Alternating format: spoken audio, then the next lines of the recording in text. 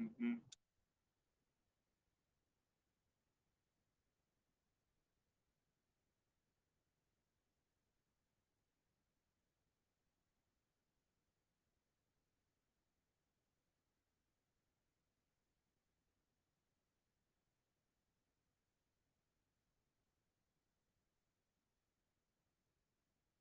You lead us in the Pledge of Allegiance. Sure. Still perfect time. Pledge allegiance to the flag of the United States of America and to the republic for which it stands, one nation, under God, indivisible, with liberty and justice for all.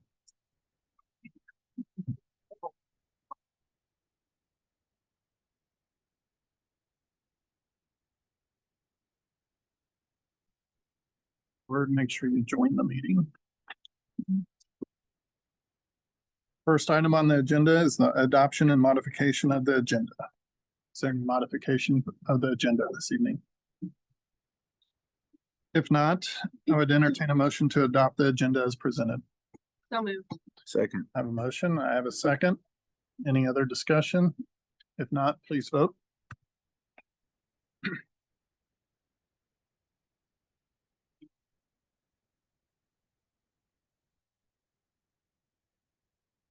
Okay, next up, 8.0, approval of the consent agenda items. The consent agenda consists of regular session minutes for March 19th, 2025, bills for payment for April 2025, OPA contract amendment, 2024-2025 academic calendar recommendation, UMKC dual credit agreement, panorama contract, personnel report for April 2025. We have a motion to approve the consent agenda as presented. So moved. I have a motion. Do I have a second? Second. I have a second. Do we have any discussion on the consent agenda? If not, please vote.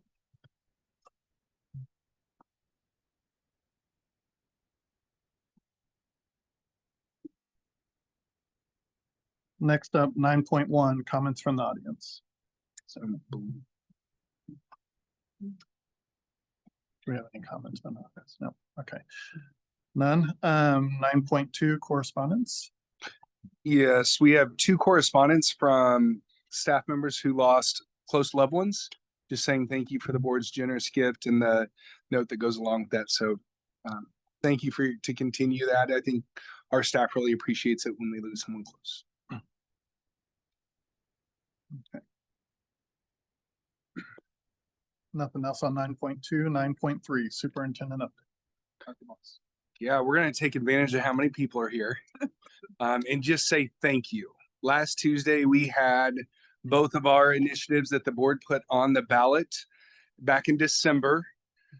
Shared that information about the levy transfer as well as the no tax rate increase bond initiative, and just want to say thank you for the tremendous report we received as a district. What this opens up for our students is going to be amazing. For my son, the biggest thing he got excited about is he learned that where they play kickball and soccer is going to be turfed. Yeah. And you would have thought you made he's like, well, when will this be done? This is the greatest thing ever. And then I have one daughter at the high school who will not get to see the renovations that are done, but another one who may get to. It's just going to make a huge impact on a multitude of learning spaces for our students. So just want to say thank you.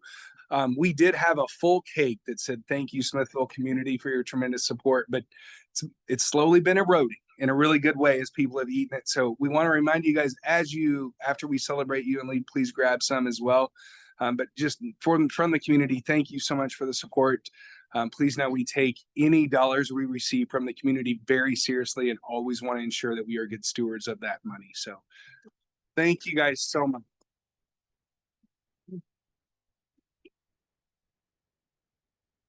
All right, now we are going to move on to student and staff recognitions. I would invite the board to the front of the board table, and I'll turn it over to Mrs. Hedgecourt.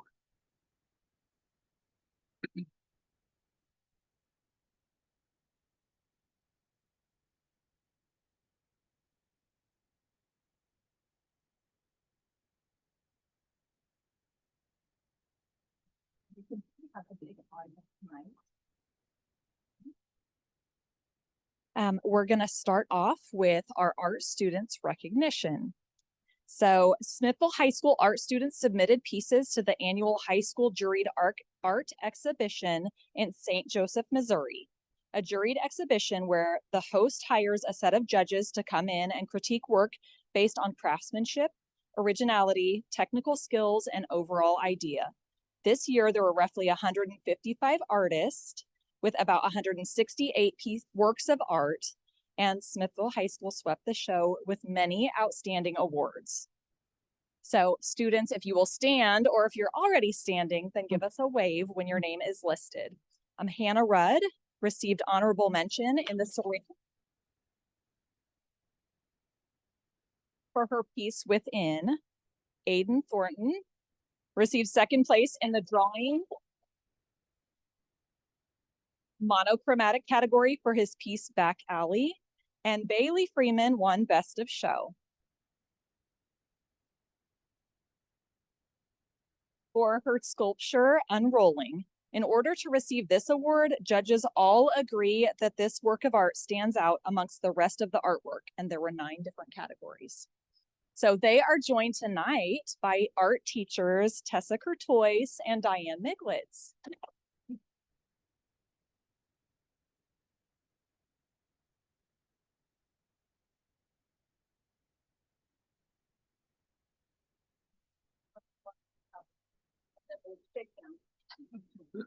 Good evening, everyone. My name is Tessa Courtois. I am the messiest high school art teacher. I teach ceramics, sculpture, and AP 3D. So I actually graduated from St. Joseph in Missouri Western, and so being able to send students' artwork up to the Albright Kemper up there and then bring home awards and honorable mentions is super exciting for me and kind of nostalgic for me. It's really exciting. It's super inspiring to have kids that come in and love art just as much as I do and are sometimes even better. And I'm like, okay, wait a second here, like the student teaching the teacher. So, yeah, I'm super proud of these kids and excited to see like how much more the art department grows in our building. But yeah. Oh, real quick, we do have a district-wide art show. It is April 25th. It's a Friday from 5 to 7, and then Saturday, April 26th from 9 to 11. So I hope to see you guys there. All right, yeah, thank you.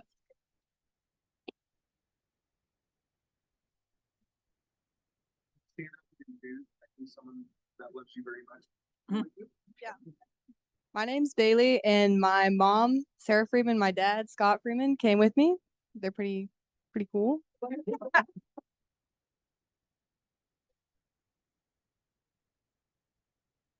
So my name's Aiden, and just my mom here, Jessica Steve.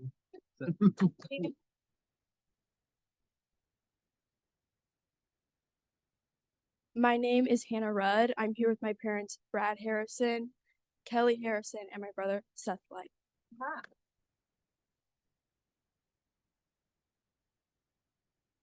We would now like to invite the teachers and the students to come up and shake hands and get a picture with the board.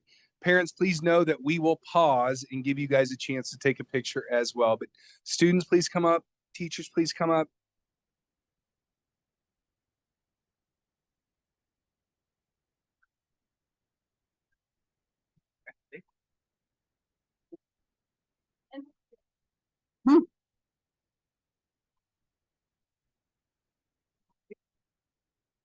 All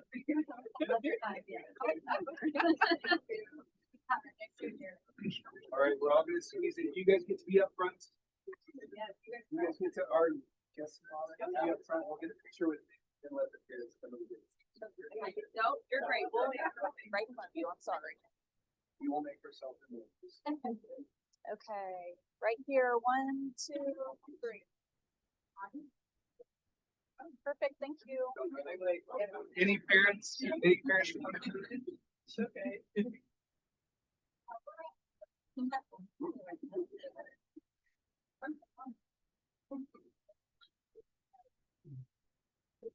Congratulations.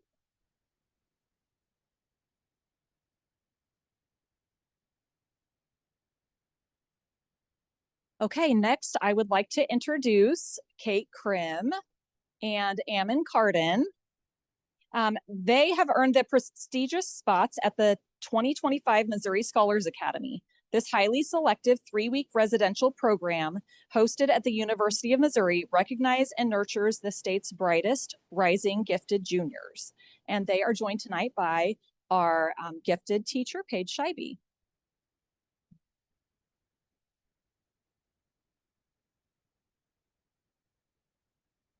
So basically, they have multiple programs that are the state funds for gifted education. And this is one of the big ones. It's Missouri Scholars Academy. It's basically where you get to nominate a certain percentage from your high school. We get 2 slots. And then you typically have to, it's not just a chosen thing. They have to take an ACT. They have to take they have to be the highest of their whole group. And so it's 4 different things we have to look at because we want the highest chance of our kids getting in. And so both of ours, of course, got in, and they work extremely hard to be able to do that. I'm just very excited for them because it's 3 weeks. They get the full college experience. They get lecturers and professors from all over the country come in and live at Mizzou with them. So it's just the choices they get to do and just kind of live on campus like a Mizzou student is just amazing. And I love getting to go in the summer and sit into classes with them. So, I mean, I'm just as excited for them.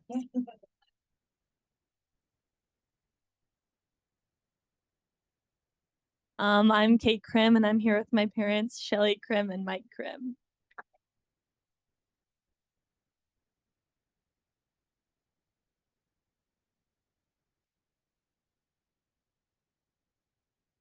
I'm Ammon Carden. I'm here with my mom, Heather, father, TJ, and my sister, Natalie, though she's not here for me. Okay.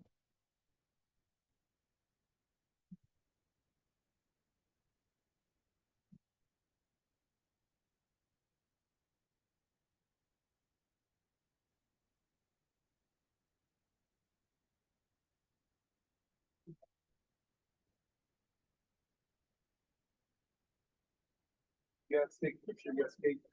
You're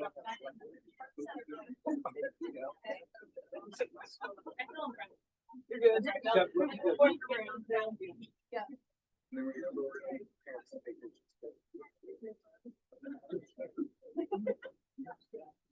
Okay, I got everybody 1, 2, 3. Take up the view. Okay, parents, ain't this good? Okay.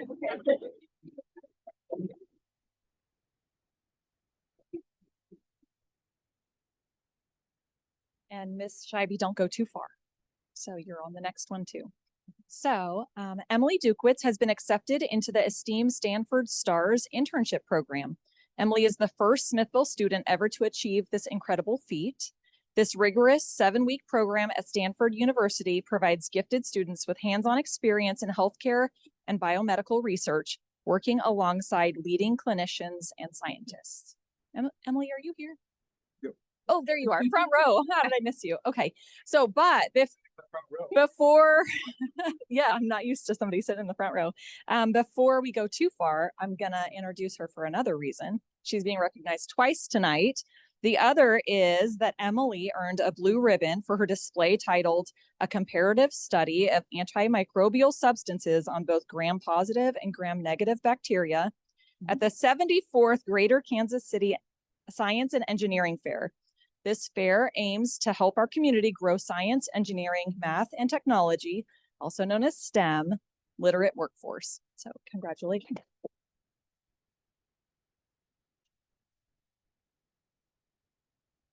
Maybe I said too much. This person, this girl, I mean, basically came up to me and goes, "Mrs. Scheibe, I need to do hands-on research. I'm going to do it." And she goes, "I know I'm young. I want to be in the lab, but I want to do something hands-on and I want to do it now. We will find it." And of course, what are the universities that do hands-on research in biomedical or neuroscience? It's Stanford or MIT. And they actually have gifted programs for the summer. They only take 20 students out of the whole nation. Okay. That's why I'm like shaking. I was so excited for her. When she told me, I think I almost cried and like ran and jumped at her. I think Kate was there too. I mean, I'm shaking, guys. It's such a big deal. I mean, she had to do multiple papers, multiple interviews. And mind you, the interview put them together and says, "Why are you all here? What do you have in common? Go." That was their interview. And she passed that. I mean, It's just, I couldn't be more proud. She's such a self-starter. I mean, she gets to literally work on stem cell research with a neuroscientist and biomedical scientist at Stanford. So anyway, just beyond proud.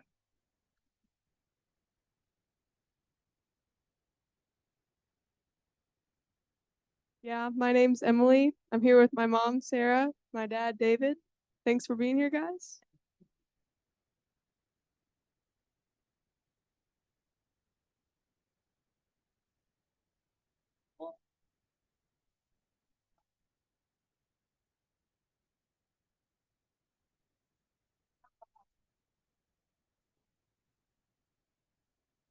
All right, in the middle.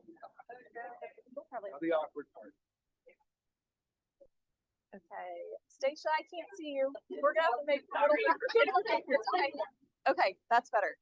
Ready? 1, 2, 3. I'll keep clicking. Stay there. Okay. Thank you. Parents, are you good to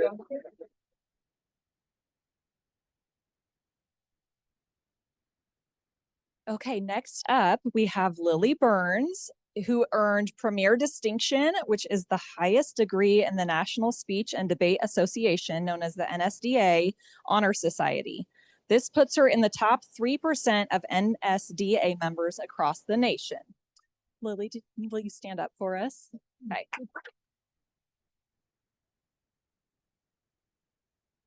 And she is joined tonight by Coach Nikki Wagner, who also is being recognized tonight for earning the Donis D. Roberts Coaching Excellence Award in the NSDA Honor Society.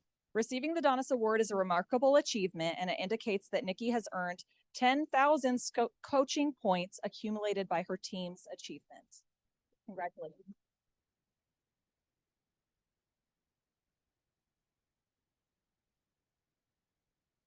Okay. So speaking of Lily, she has put 4 years into this activity. This is her senior year, and it takes a lot of hard work and dedication to get to that 8,000 points, which helps me to get to the award that I received. So I just want to say, like, it's great to see the kids do these things and make these achievements. And Lily and 5 other kids will be competing at state next weekend for speech and debate to see how they do. So.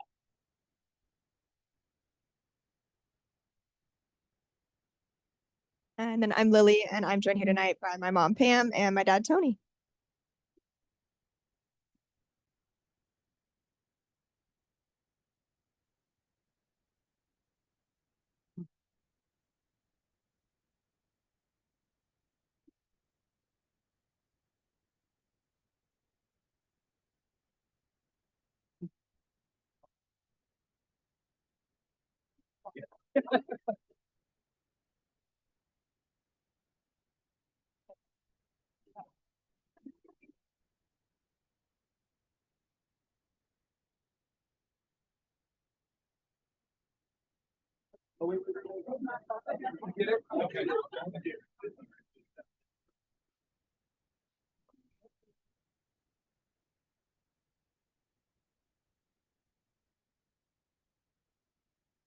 Okay, next up we have band. So the following students received exemplary rating at the Misha District Music Festival, which qualifies them for state competition. We have Kylie Bollinger, Sophia Dixon, and Kirsten Clancy with their saxophone trio. If you're here, please stand up. If you're already standing, please give a wave. Okay. Brooke Bolin, Emma Marshall, Avery Maines for their flute trio.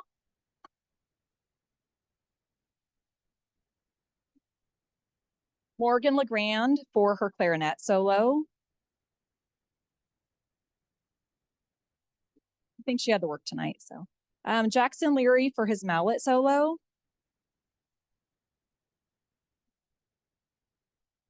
Gage McClanahan for his snare solo. Glenn Gray for his alto saxophone solo. Cole Hazen also for alto. Oh my goodness, I'm trying to combine those words. Sorry, alto saxophone solo. And Allie Potabom for her flute solo. And they are joined tonight by directors Tom Brockman and Connor McNair.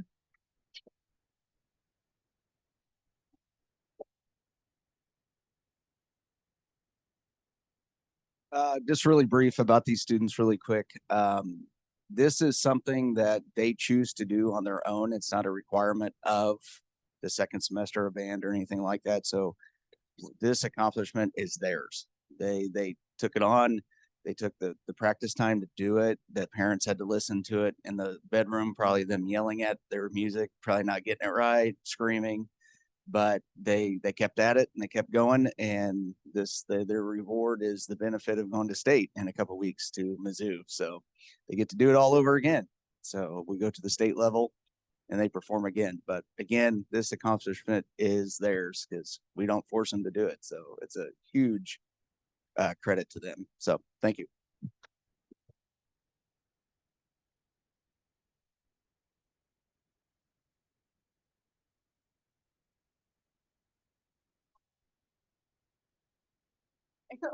Yeah.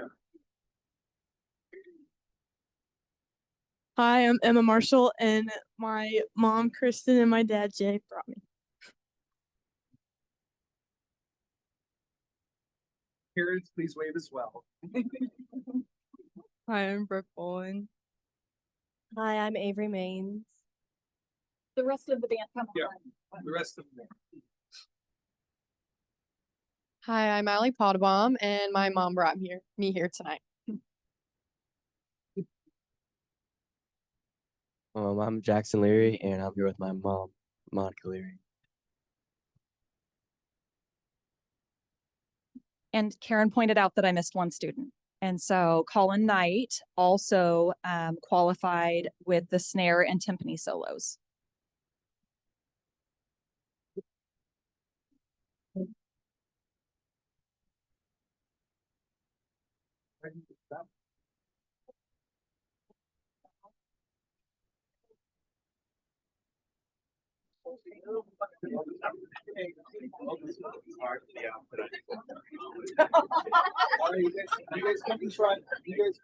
That's okay. You look Smithville. You work green. That's the right color.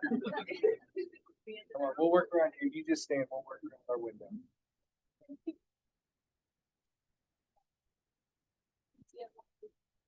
One, two, three. Do we have more? Yeah, it's okay. Oh, okay.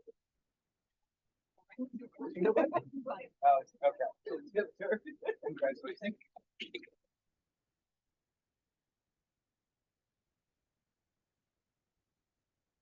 Okay, and last but not least, we will talk about state choir qualifiers. The following students received exemplary rating at the Misha District Music Festival, which qualifies them for state competition. Natalie Carden, Asia Graham, Sophia Oxy, Marissa Quinn, Hannah Smith, Elena Westoff, Kara K. Wilson for their SSA 7. And you guys can explain what that means to the crowd when you get a turn. Okay.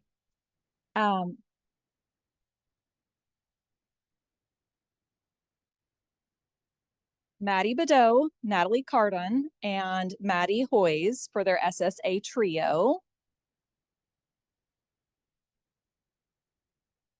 Lynn Herney for her solo. Emmy Holt for her solo. Aubrey Morey for her solo. And Elena Westoff for her solo.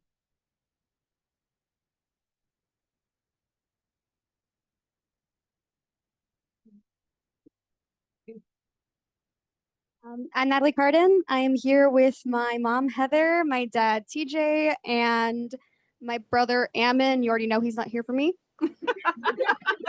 Natalie, will you tell us what SSA 7 and an SSA trio are? Yeah. Okay, thanks. So an SSA 7 basically means there are 7 people in the group. You can also call it a septet. And then SSA 3 means there's 3 people. All right. Hi, I'm Hannah, and I'm here with my mom, my dad, and my best friends.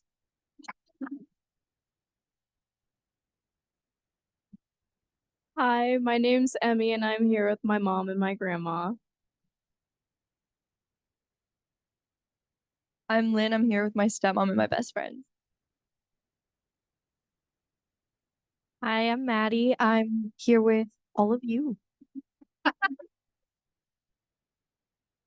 I'm Marissa Quinn, and I am here with my mom, Kelly. I'm Maddie Hoyes, and I'm here with my mom, Rose, and my brother, Wyatt, and My name is Sophia Oxy. I'm here with my mom, Janelle Oxy, and my dad, Lewis Oxy.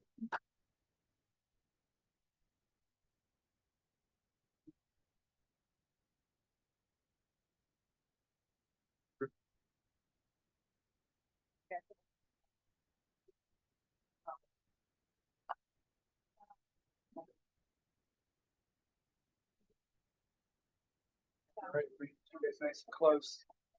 There you go. You can get the front there. You gotta get the front. There you go. We'll find a window. We'll find it. And then parents will make sure and pause to let you guys get your picture. Okay, board members, find a window. There you go, Brooke. Okay, I see everyone's face. 1, 2, 3. Susan, maybe just one way or the other a little bit. There we go. 1, 2, 3. Okay, perfect. Thank you. Don't move. Any parents want to come up in the middle as well?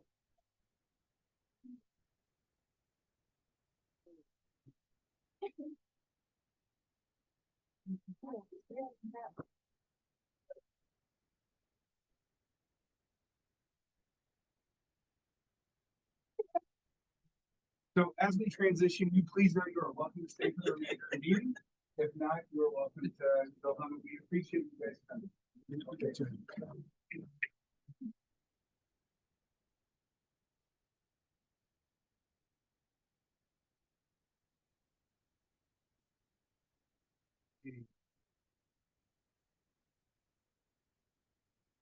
Oh.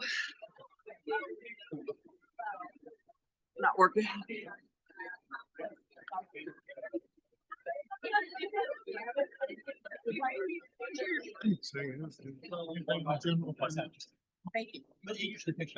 Comments. I mean, nothing.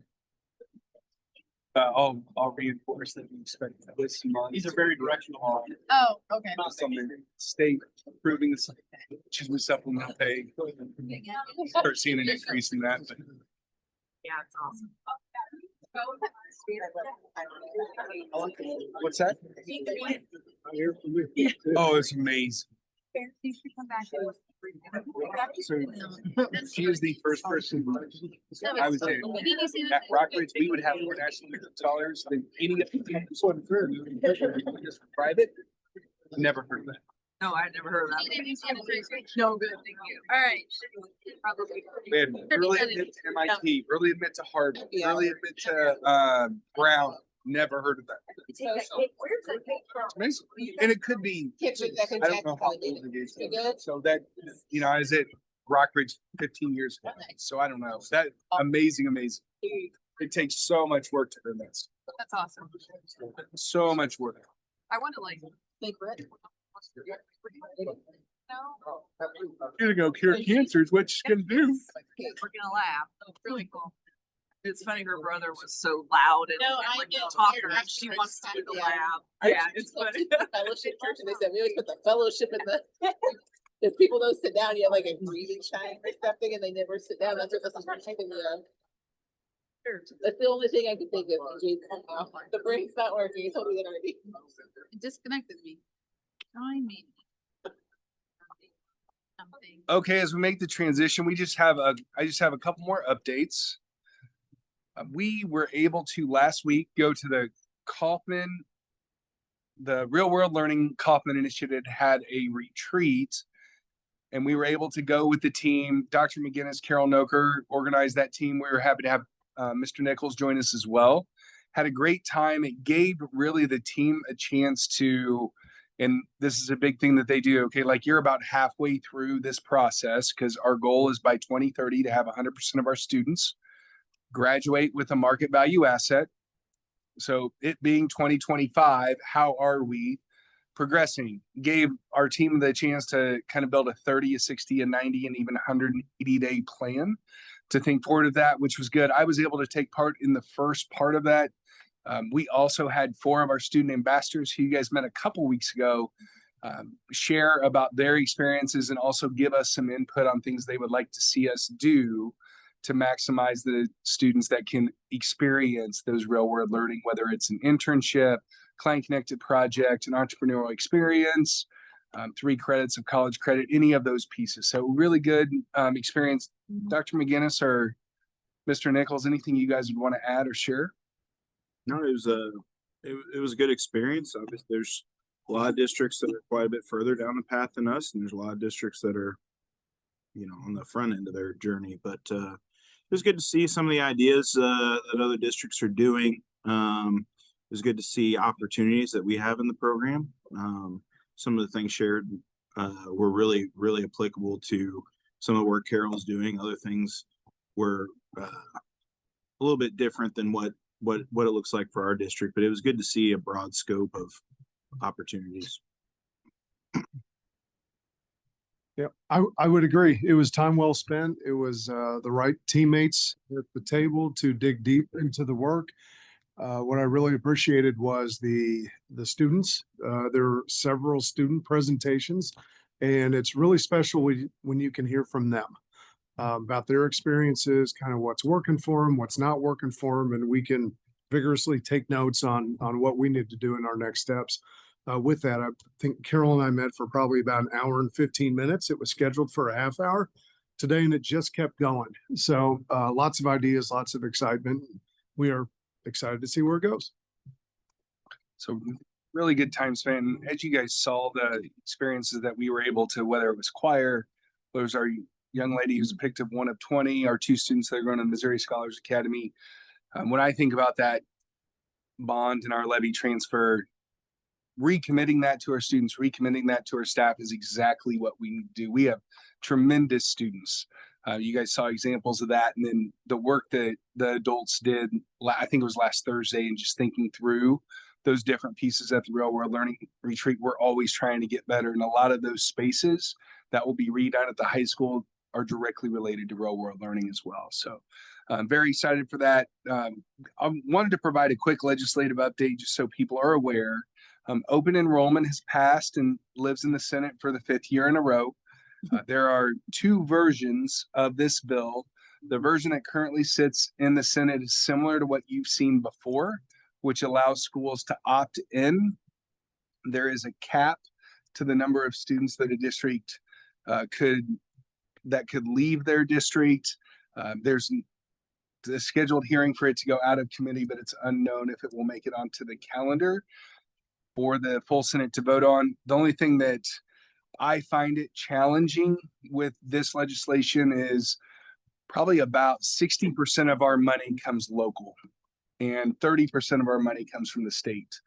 The only money that would follow a student leaving or coming to our district is local or is state money. So trying to make up that other, for us, 60% of what that student would not come with would just be a challenge that we would have to figure out as it comes. There's been a little, I would say, pushback at the state level, even from some legislators to say, hey, we've got to find a better, if this is something we want to do, we have to find a better way to support those districts that would gain. And then there's concern from a lot of smaller districts that they would lose students, and would they still be able to maintain a school district? So just an FYI there. There's also several bills out there about capital gains, corporate and income cut taxes. Certainly things to be considered. Nothing that we would have to worry about in the immediate. It would be more long range planning as we look at potential income or income decreasing. For instance, the capital gains is estimated to be about a $340 million decrease in state revenue. So it's just a question of how then the legislators a year from now would decide where to cut that $340 million from. So just things for us to be aware, nothing for us to need to do now, but when the state reduces that general revenue, which we have seen that the history of that, how that impacts schools becomes a little bit more unpredictable.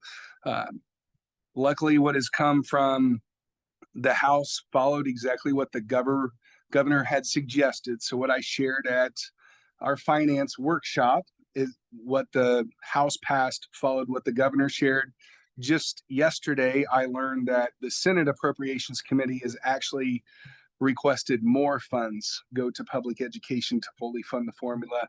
So what will probably occur is the first week of May, the House and the Senate will get together and decide where that truly ends up, because by Friday of that week, the first full week of May, they have to leave with an approved budget before the last week. So I believe, what is that, May 8th, that first Friday, or May 9th, we will have a much clearer idea, and you'll hear later why we moved that finance committee to truly understand what our revenue at the state level will come from. So just FYI, there's also a bill that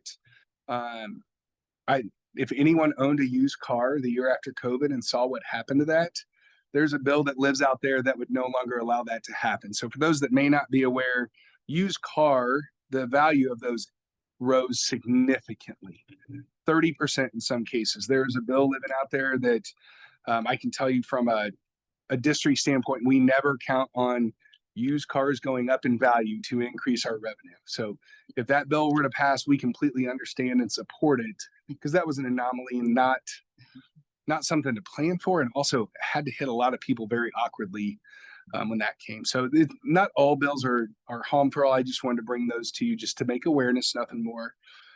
We did have a great meeting last week, the Superintendent's Advisory Council. What we've done in March and April, last year was in March, this year is April, is we actually have the upperclassmen meet with the younger classmen to give some advice. So our 8th graders met with freshmen and sophomores to talk about what that transition to high school was going to be like. And then our juniors and seniors met with 7th graders to talk about, hey, here's what you need to be thinking about as you transition to 8th grade, finishing up middle school, going into high school. The conversations are very interesting, comical in some ways, but also there's a lot of really good advice. Like, hey, if you're thinking about this, think about these paths, or make sure you take this class. There's a lot of opportunity that comes out of that. So just really good to hear them talk and discuss and share that as our 7th and 8th graders look at that transitioning. They also decided last year, this was the last meeting for seniors, but they moved the meeting up. So on May 2nd, we are going to celebrate our seniors that are in Superintendent's Advisory Council. The biggest thing that they requested was a Sunday bar. So we're going to have a Sunday bar for them on May 2nd. But really proud. We've had 3 of those seniors go 2 years, and we've had 1 that joined their senior year. They give a lot of sound advice to our underclassmen, and seeing us grow as a advisory council over 2 years has been really good as well. So the only other thing that I was going to mention as well, but our art teacher mentioned it, is please mark your calendars for April 25th and 26th. The district art show, you will enter through the pack and it goes into the auxiliary gym as well. I believe it's 5 to 7 on Friday night. Everyone's looking at me, seeing if I'm right, or I'm seeing if anyone's going to correct me. 5 to 7, then 9 to 11 on Saturday morning. It is, you saw us celebrate several of our art students, and you'll see even more. The other piece that you guys have an invitation for in front of you is our showcase for our cadet teachers, which is a stop in, come and go. Those students will be there to answer any questions that you have in room 204, May 5th from 1:15 to 2:15. You have to answer any other questions.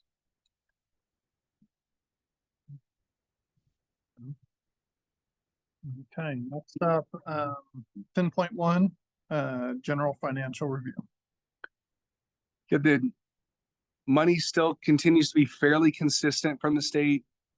The transportation is a little bit underfunded, but we're talking 1%. So very minor. The supplemental budget was approved last time. I shared that in the March meeting. We've been informed by DESE we will start to see an increase in our state payment. So Karen and I will be looking for that on April 21st is when we receive that payment, on the 21st of every month. But we'll see.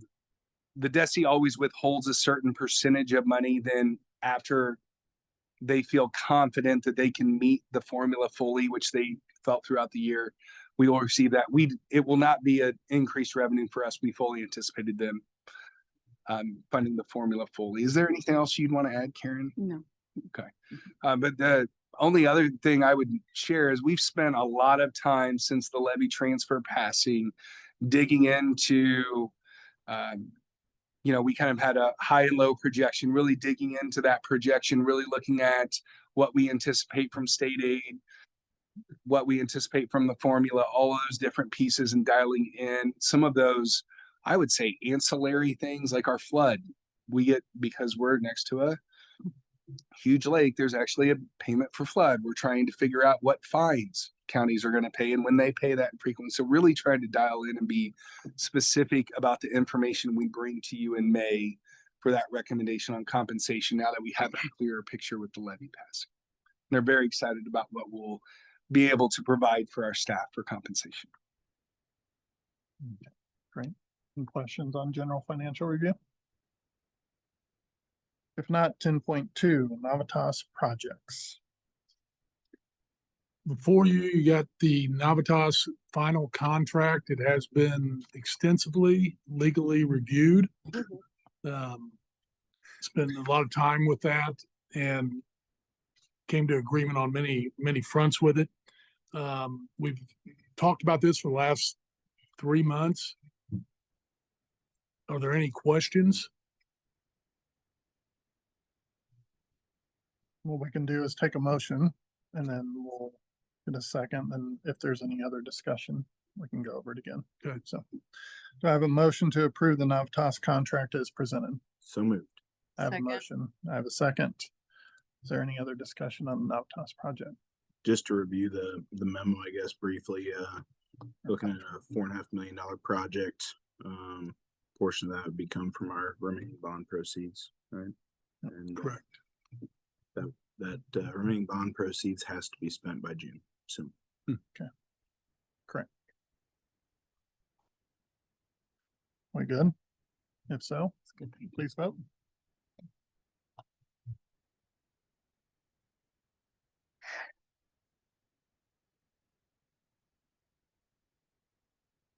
Okay, next up, 10.3.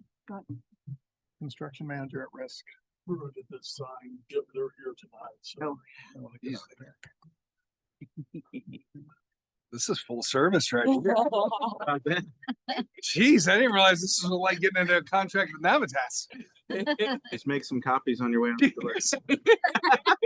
Leave them on one of the desks in there. Thank you, Dr. Newhart. And thank you, Luke. When Dr. Newhart talked about the contract negotiations, there was more back and forth than probably either side wanted, is what I would say. But they came to a very good agreement. I just got to follow along from the sidelines reading the traffic. So, okay. And thank you guys for coming. Yeah, appreciate it. Thanks. Thank you for your work, Dr. Newhart. Yeah. Next up, construction manager at risk. Recommendation for RFP. We have a motion to approve the RFP construction manager at risk bid process as presented. So moved. We have a motion. Do we have a second? Second. We have a second. Do we have any discussion on this process? Okay. Excited. Excited for May. Yep. Does Dr. Newhart have anything to talk about? Thank you guys. I think the only thing that, and I'll kind of fill space before Dr. Newhart comes in, is we brought Mr. Winterbore, Mr. Moore, Mr. Corcoran, as well as invited cabinet to come and review the RFQs. I appreciate the process that Dr. Newhart laid out with the RFQ as well as the RFP. We were able to review all of the responses from the firms that we received. And Dr. Newhart, if you want to share what our recommendation is. Yes, basically, we've got 3 firms for the high school, middle school renovations. And then 2 of those firms also bid on the baseball, softball renovations. And then we also had 2 other firms bid on the baseball, softball, elementary turf renovations. So we've got 3 for the high school, middle school, and 4 for the turf projects. The RFPs are attached, the main body. There are some other attachments, AIA documents, and things that go along with it. but those are prepared, ready to go out tomorrow. And there's a schedule laid out there that it can be changed, but we're going to attempt to follow it. We're in control of this, and that's the important piece. So as we go forward, as you go forward as a board, my hours are dwindling, guys. So as you go forward as a board, you have control of this process, and that's the biggest thing to understand. Yeah. Did we ever decide on the baseball, softball that our focus is separate, or? What you see in that RFP, and this is just hot off the press, so understand that, okay? In regards to getting things finalized, legally reviewed again, the whole bit. You're going to see basically 3 options, and it's whatever the options you want to decide as a board, or as to give Dr. Moss direction, whatever that ends up. Okay, you can receive bids on that. We're asking for 3 option bids on it currently. And the high school, middle school actually is a per square footage cost provision. And the baseball, softball is a turnkey ask, basically proposal. And you're going to find out in this that when you get to final contract negotiations, that's when you're going to nail down that final guaranteed price. And, that's going to be dependent on Dr. Moss and that negotiation finality. But you're going to work with this CM throughout, once you get it selected and get a contract finalized. That's a process that you're going to be able to collaborate with throughout all this. And I think that's one of the biggest differences, because in the CMAR process, they've got skin in the game, and it's going to be important to them. So as you go through that, nail down the design that you want. That's really in the complex you want within the price frame that you got. Yeah. So thank you. Yeah. Yeah, so if you look at the RFQ under section 4, then line 4, it does request that the proposals include estimated budget for each option. So we'll have a better idea. Obviously, we had some very rough estimated costs on those options previously, and as we discussed, getting some better numbers around those to help us make a decision is going to be pretty critical. So. And then just to save a little time later in the finance committee, we did talk a little bit about the contractors and construction managers that did apply for this and their qualifications. And we should obviously be very happy. We got really good experienced contractors that are interested in working with our district. And that alone in itself is really exciting. Just to have very large firms have an interest in the work that our district is going and try to partner with us. It's pretty exciting. Any other discussion? Be an exciting process going forward. So we actually have a gentleman from Universal here. Okay, cool. We've been able to get to know him and their firm. Like I said, they're a family-owned firm out of Lee Summit area. Fair to say that 80 plus years of experience, and very excited for them. And of course, Barry's there, who's done a ton of work with us with Midwest Turf.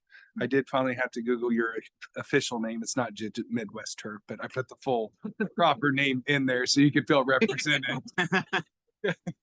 But thank you guys for being here, and we're excited to share with you guys. And I believe, Dr. Yarn, am I correct that there'll be an email sent out if the board approves these firms to receive it?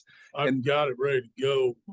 Once we get through it, and then that will include a link to a pile of documents, a significant number of documents that Insight Design will be putting in, so that way our firms will have better idea. And then there's times for them to answer questions. We will then share any of those answers to those questions with all the firms to share the same information with each of them. Anything else about that process? Just as long as cash is, inside design's ready to go. That's Yeah, what we gotta he said make- tomorrow yeah. afternoon. Our email's ready is what you're saying though. Our email's ready. I've got it all in draft form. Ready to go. It's ready to go. Okay, great. Any other discussion? If not, please vote.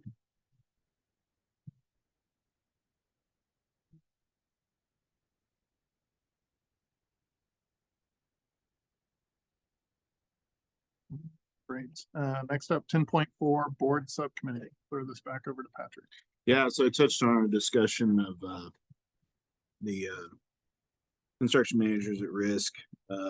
We did meet and talked about our obviously the result of the election, which was fantastic. And then we won't be setting our public tax rate. Hearing will be in September. We discussed that.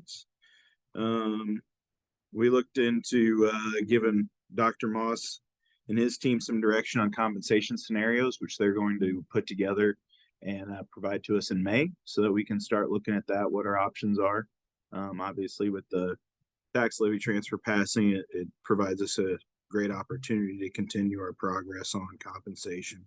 And then we went through some of our projections that Dr. Moss and Karen have put together for our budgets next year. And so far, so good, I guess you could say. There's definitely some uncertainties and unknowns, but overall look to be in a really positive direction for the district. I would say with those uncertainties, even trending in the right direction. Yeah. Yeah. It's very positive. Very positive. One other note I would make is that our next meeting will actually be May 14th, the Yeah. week before our regular board meeting at 4:00. Right. And okay, that's good. Next up, Ms. Whitaker. I wanted to do something. April 20th next week is Board Secretaries Week. And I wanted to give something to our board secretary.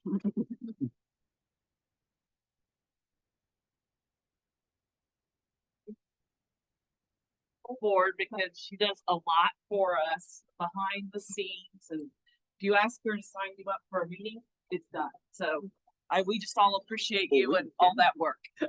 Pretty good. A whole week. That's yeah. nice. Not just a day, whole week. Whole week is what it says. Thank you very much. I appreciate it. Karen. Thank you. Thank you, Karen. With that, Karen, are you able to remember to send out emails for Yes. the board retreat? Because I'm gonna forget It's on my later. list. I'm gonna forget. Great. And also earlier this evening, the board had an opportunity to meet with the architect. I kind of start discussing design for the exterior of the high school and the foyer and stuff like that. And I do believe that conversation is gonna carry forward, and there's a potential for a field trip to another high school to see some designs and how it looks like in person. So that'll be exciting. Yep. Anything else on board subcommittees? Okay, great. Go. I guess just to clarify, are we still looking in June for retreat?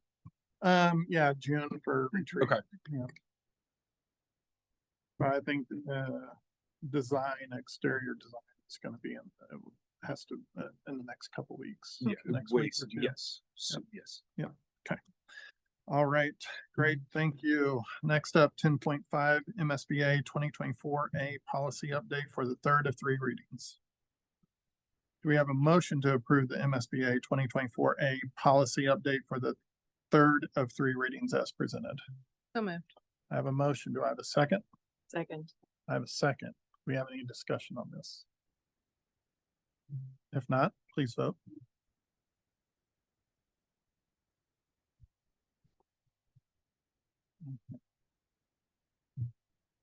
Okay. Next up, MSBA 2024D policy update for the third of three readings. Do we have a motion to approve the MSBA 2024D policy update for the third of three readings as presented? So moved. I have a motion and Mr. Nichols, be the second. Yeah, I'll take the second. Okay, and there'll be the second. Do we have any discussion on 24D? I do. On policy BDC, the closed meetings, MSBA believes that the intent could possibly be a provision to school districts. It's not specific to, but line 16, it's wanting to make a closed meeting for records relating to reports of allegations of improper governmental activities made to the state auditor. Because we are, you know, we're responsible for the tax dollars. I don't think that we should adopt line 16 of that. I know the city right now is going through some transparency stuff, and I think us to come in and adopt that line 16 would be messy, and I don't think we should do that. We should always be transparent with our funds. And that's my opinion. The majority will decide, but that's my opinion. It's line 16 on BDC. BDC. Survey can get there. We can It's- take a it's- look. Number 16. Number 16. Yeah. Right there. I just would make a motion to strike number 16 on policy BDC. Yeah, my concern would just be, you know, without knowing the RSMO that they're qualifying, you know, if we make a change, MSBA is our advisor on this legal and such, and they're recommending that we do it. If we go against their recommendation, then we're putting ourselves in the full risk as opposed to I just. did talk to Susan and she said these are just recommendations, Sure. and their interpretations. It's not, that's why they worded it when we talked about it, what they believe the intent. Sure. Of course, it's not proven. So I don't know if we need to. I mean, that's my first motion. It can die, and I'll make another motion that we table this and maybe just ask specifically with MSBA in writing the purpose and what the risk for us would be to remove number 16. I think the word allegations, I mean, that's saying any.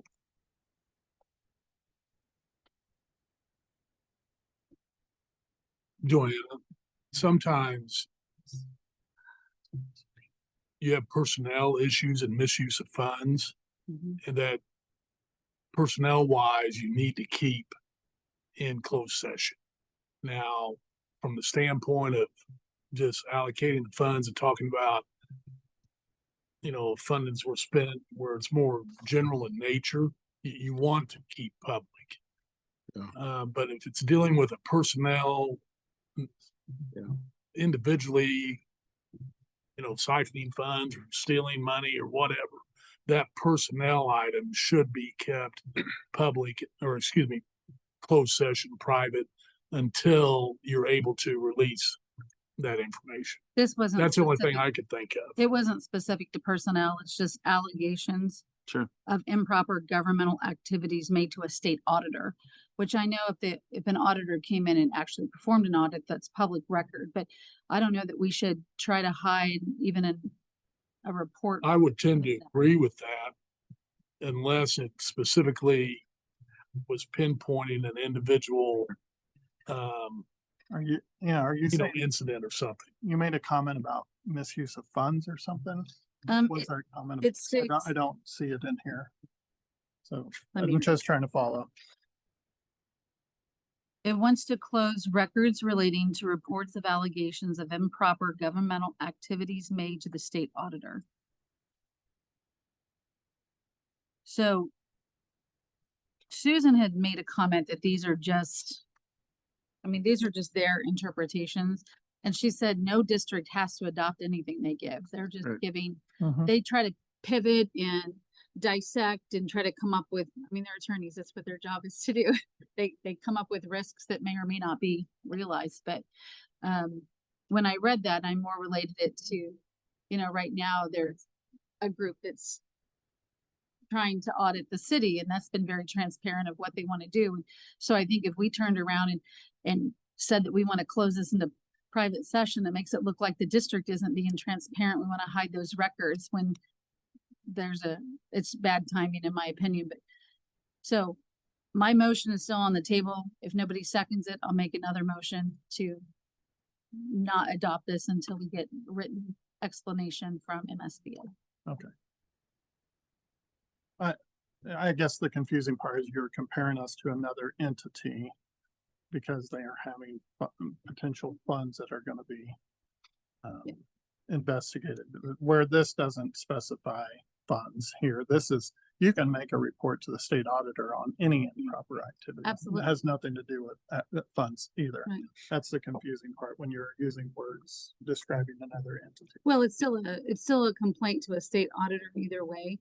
And so I'm just saying that we should be as transparent as we expect other entities to be, because it's all tax dollars. So. Well, and I don't, Well, and I think we actually are very transparent. No, I'm not saying that we're not. I'm saying this line 16 would make us be able to not be transparent if there was an allegation. but I don't think that so this is a list of closed topics in Correct. pursuant of the Sunshine Law, Mhm. which would capture meetings, records, and votes, but that doesn't restrict us from having discussion about a potential violation or a potential allegation I agree. in a public session. So it's not restricting us saying you can only talk about this in closed session. You can't ever talk about it in public. That doesn't restrict us. No, I know. So Anything that just having it in here puts it to where the topic is a topic of discussion in a closed session, but that doesn't restrict us from not being transparent. we never have to go into closed session under RSMO 610. It's not a requirement. It is an allowance.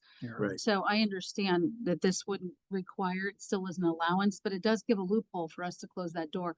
I'm just saying Yeah. it should be transparent. That's I think, like to Dr. Newhart's point, there probably would be circumstances where this should be in closed session, potentially. Yeah, Speaking potentially. personally, Uh, I think that that's a And I personnel. But we would have our policy here to back us up for when we needed to go into closed session for reasons. and So yeah, it's personnel. I think you had two different positions. You had one to just strike it completely, and two, the second one you said, just correct me if I'm wrong, table it for a month, send a specific question to MSBA to get it answered, and then take it back up next month. Correct. So. So I can withdraw my motion I'll withdraw my motion to strike number 16, and I'll change my motion to table this until next month, until either the board president or the delegate can get clarity from MSBA in writing of the purpose and what the risks would be if we adopted. Have you not done that though? You contacted? I didn't get anything in writing, but it's just me talking to her. Okay. So that's pretty casual. I think it should be the delegate or maybe the president that get clarity just for that and then bring it back. It doesn't harm pausing this for 4 weeks. We've already been I mean, they've been on the table for 3 months. We haven't, this is the first time it's coming up. I feel like they give us a reason why they've made these suggestions within their update explanation. So I don't know why we should bring it back up again for another month. I had originally asked these to be paused, all the readings to be paused until after the vote of the bond. And so, the assurance that I got is we had 2 other readings prior to, and I didn't want to distract the bond issue with this. So I didn't dissect it until the 3rd reading is why I'm bringing it up tonight, because that's what I was kind of. And I totally respect your opinion as far as how you feel about it. For me personally, because we use MSBA for this stuff and they're the experts at it, I always will have a hesitation to going against it. We don't have to take any of their advice. I totally agree with you. And in some circumstances, we should talk about that like we are now. But just for me personally, I would have a lot of reservation in any circumstance, given that they're the expert in these situations, as far as giving us advice, for me to go against that advice, knowing that puts the full responsibility of that on us. And if we make a mistake, then would have to either reverse course and go against our policy or change our policy at that time. So for me, that just creates a lot of reservation for me. Like, as always, I'll submit to what the majority believes. Is there any other policies in here you have questions I about? do. I guess we have a motion on the floor for this first. Okay. And so if that dies, it dies. That's what I'm saying. Wait a minute, our first motion was to approve, right? Yeah, And then, she's removed that. okay. And so now we have a motion on this. This would be pulling out BDC, Correct. right? Only- Just BDC just- only. Yes. The other one I'm not pulling out, I'm just having clarity. Okay, so you're not gonna ask that for, I think that's what I want. No. so the motion on the floor for clarification purposes is to pull BDC. Have a question presented to MSBA for clarity on number 16. And bringing just BDC back up next month, and voting on the rest of the policies this evening. That is the motion on the floor. So that would be Joe making the first motion, then who That's was the the first second motion. on that? Right. Because I had Station Patrick as first and second, so who was the second on Joe? So we only have a motion on the floor. We do not have a No second second. yet. Do we have a second on this?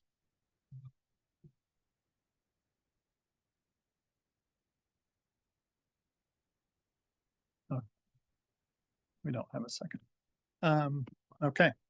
So do we have a motion for MSBA 2024D policy updates for the third of 3 readings? We do. Yes, we Yep. Station and Patrick. Okay, and we have the, We're still in motion and second. Okay. We're still in discussion. Oh, we're still in discussion. too. Yep. I- Discussion on this. Okay.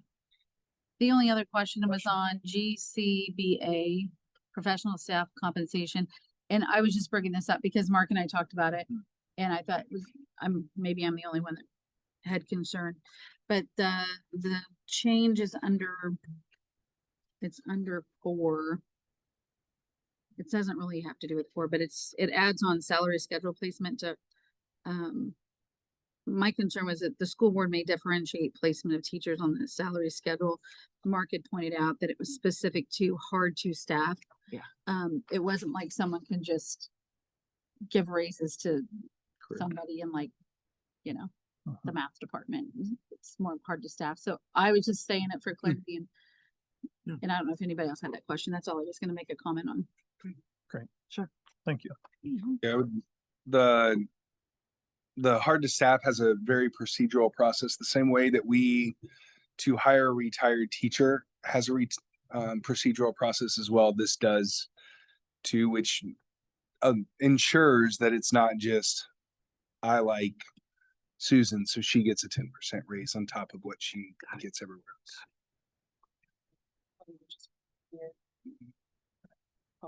Great. Thank you. Okay. Do we have any other discussion on 2024D?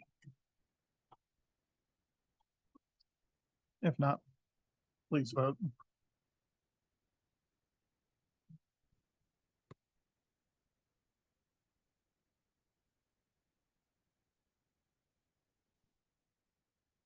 Okay, next up, new business, bond and levy transfer, next steps. Yeah, Randy, if you wouldn't mind pulling up Raymond James' presentation, and I saw Dr. Reich was able to join us. I believe he's going to pass out some hot off the press booklets for us for our Geo bond. As he's passing those out, I added some things in there and spoke a little bit more of the subcommittee where I shared earlier in March, just not having a really good feel from state and county revenue that I marked there as a potential of a $500,000 shortcoming. I'm happy to share now, after the work Karen and I had done, we can reduce that by $200,000.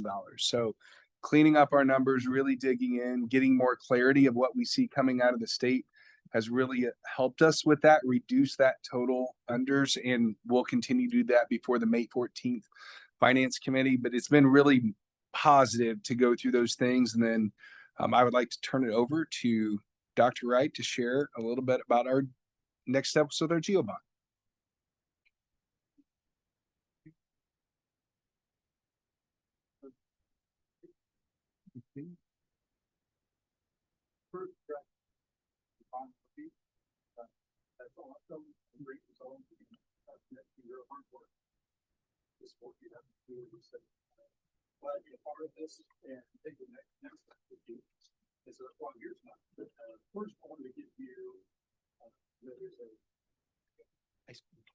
Okay, I know there's a resolution on the agenda later on, but first, a little bit of information about the market. The good news is you passed the bond levy. The not so good news is the market is extremely turbulent right now. Probably seen the headlines, mostly they're focused on the Dow Jones and stocks, equities, but it has played heck with the municipal bond market as well. In fact, rates have swung 100 basis points over the last week. They're up about 75 net since I ran numbers for you in December when you approved the election resolution. And so what that means is that as of right now, if I were pricing today, you would have a project fund of about $1.2 million less than what I showed you in December, where market rates were at that time. And really what this comes down to is when the market goes up, you're generating less premium with your 5% coupon. And when the market goes down, hopefully that's the story I'm talking about. Next time I'm with you, you're able to generate more premium with a 5% coupon. And so the good news, going from good to bad to good news again, is we have time, and time is on our side. So, you know, we're hoping that we're monitoring the market closely. I'm probably updating Mark more than he wants to be updated. Dr. Moss, excuse me. But I want to make sure that there's no surprises when we get down to pricing your bonds. And so I will keep my eye on that closely for all of the districts that we're working with. We also have the ability to modify the coupon structure. So we are showing you 5%. We did in Platte County in 21, we did 5.5s. And really what it comes down to is modifying the coupon structure is you know, utilizing what the market rate is currently, modifying the coupon structure so that we're maximizing your project fund and minimizing your interest cost.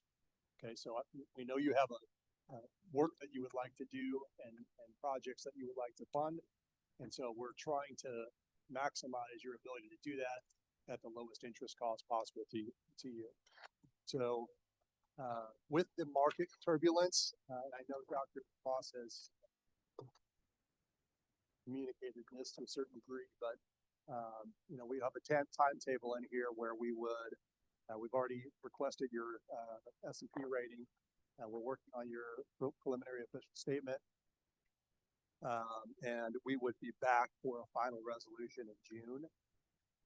However, if the market takes a turn for the better, and we feel like it presents a window, I will communicate that with Dr. Moss, assuming all of our legal documents are in order. We've received our rating. You know, if I can give you 3 to 5 days notice, Dr. Moss said 24 hours would suffice, but I know that we all, including myself, are interested in getting the best deal done for Smithville, our 2 school districts, as possible. So if you will hang with me and be agile around our timeline, I think that will serve us well. With that, there is lots of information in this book. I'm not going to go through page by page. If there's anything that jumps out at you and you want me to address directly, I will.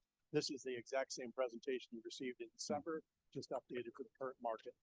The last thing I will show you is on slide, I think 5 or 6.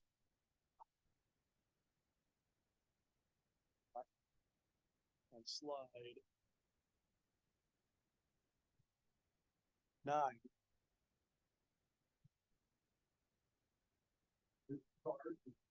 The last presentation.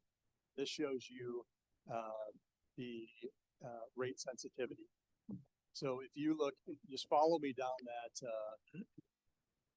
column on your left is the title. Go to the first column called current market rates. That's where we are today. So follow me down that column. $18 million par amount, $225,000 premium, 18,225. That would produce project fund of $18,019,572.60, backing out the cost of issuance and the underwriting discount below that. Okay, so that's where we are today. So if you go over to the right, the first column is if we get a 20 basis point improvement or a 0.2% improvement in the market rates, that's where your project fund would be. You're just kind of focusing on that middle column. So as you kind of move your way over, you're increasing by about $250,000 project fund. And so, you know, you look at 100 basis points and it has you going up, you know, $1.3 million in your project fund. And it sounds crazy that, you know, could it be possible that that rate would go up 100 basis points? Well, or down, excuse me. Yes, it is possible. They've gone up recently 100 basis points. So, and I've seen similar downward momentum. And when we priced Marshall, we saw an improvement of about 50 basis points in the last 3 weeks before we priced. So it is possible. It's something we're going to monitor. We'll also deal with the coupon structure, hopefully coming back to you at some point in the very near future with an optimal financing. So any questions? So these, I mean, to your point, these rates and improvements, all of these are within the realm of potential. Okay. They you know, yeah, you only need to look at last week to know 100 basis points change Can happen. is definitely possible. We've got more than we've you know, if we follow our timeline, you know, we're pricing on on the day of your June meeting, and I would be here that night to finalize with an authorized resolution. Sure. So to your point, we have time on our side to be patient. However, if we see a drastic improvement, we don't necessarily have confidence in having a large window to make a decision. Is that fair? Yeah, we really have to be nimble, because if there's a window where we feel like we can strike and maximize before our timeline would suggest, then we should do so. But by the same token, and you alluded to this as well, it's possible we may put the brakes on and try to price this in August. Sure. And just like your resolution on the election resolution that you approved in December allows you to reimburse yourself, as Dr. Moss mentioned earlier. So a month isn't going to make or break the bank here, pardon the pun, but you know, really we want to make sure that we're in the market at the right time. And does that require board approval? It does. And if you want to ask your question, Yeah, I think that's up. So my question would be, like, are we able to, so we can be flexible, are we able to give a window to Mark and Raymond James to say, if it hits this, we'll accept that, or do we need to have a formal board meeting? Yeah, that's a good question. We do that most commonly with refunding or refinancing of outstanding bonds, callable bonds. And usually we have a range of, let's say the board would approve what's called a parameters resolution that would say, okay, Mike, if you're producing savings between 4% and 6%, then go. And so we typically do that with refunding. We talked about this with bond counsel actually, because of the turbulence in the market. With a new money issuance of this size, I would like to have, and so would bond counsel, we would like to have your approval as a board. As long as you're willing to be nimble, it really accomplishes the same thing. Yes. So if we can get you guys, if I can call Dr. Moss on a Tuesday and say, can you get your folks here on Thursday, then that's the same, achieves basically the same objective. That's all right. Sure. And we can do that meeting by virtual too. Yeah. If necessary for board members. Yeah, good question. Good. And the action is on the resolution item. Right. Good. Yeah, do you want to talk about So you have a legal document for your approval. Looks probably pretty similar to the election resolution. In fact, these resolutions are the shortest legal documents that I get to review, so I love them. But pretty straightforward in what we're doing, taking action. You're authorizing Raymond James to market your bonds. You're authorizing Hardwood Law Firm to provide legal services and special counsel.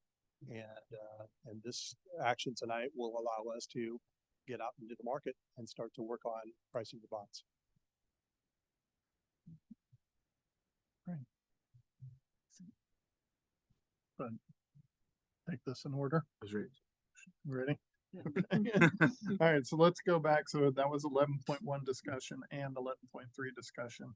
Let's go back to 11.2.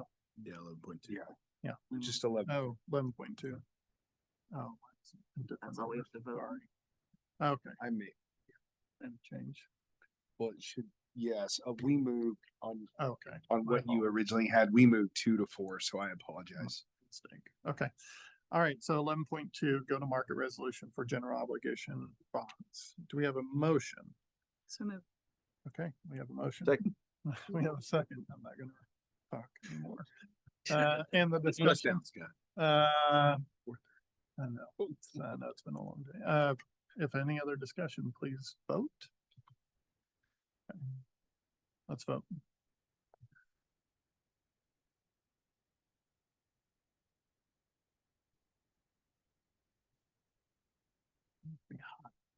Yes, it is. Okay. Next up, 11.3. Do you guys have any other questions for Dr. Wright? If not, Thank you. would you want to go? Yeah. Thank, Congratulations. thank you for being here, Thanks Dr. for your Wright. work. Leave the microphone on. Yeah, yeah. And you can also always call me Marky Doodle. That's what my mom called me. So Karen does it every so often. Mike. All right. The resolution you see before you, same resolution we passed last time we went out for a GO bond, which is we may have expenditures for this before our ability to be nimble and adaptable for Raymond James. We may have expenses come in before we sell our bond or receive those proceeds. This would just allow us to reimburse ourselves for any direct costs we have related to the GO bond. Correct. Happy to answer any questions. Okay. And as Dr. Moss said, this is something we did last time too with the last bond issue. So. Makes sense. Any discussion on this? Ooh, I think we have it for him. So, do I have a motion to approve the resolution for capital expenditures for the GO bond as presented? So moved. Second. The motion, I have a second. Do we have any more discussion? If not, please vote.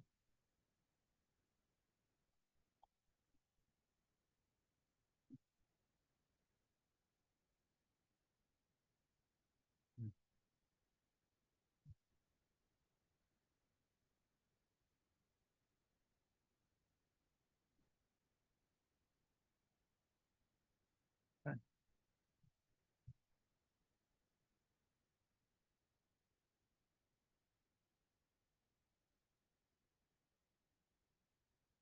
Next up, 11.4, lease purchase council recommendation. Do I have a motion to approve the lease purchase council recommendation as presented? So moved. I have a motion. Do I have a second? I have a second. Do we have any discussion on this matter? If not, please vote.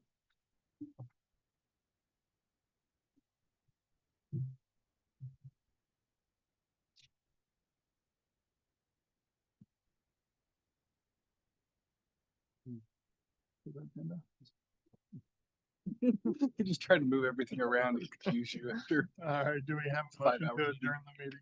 So moved. Second. Motion, second. All right. Any discussion? If not, please vote. Oh my gosh. Come on, baby. There we go. Sometimes it'll kick you out too. Okay, great. Thank you.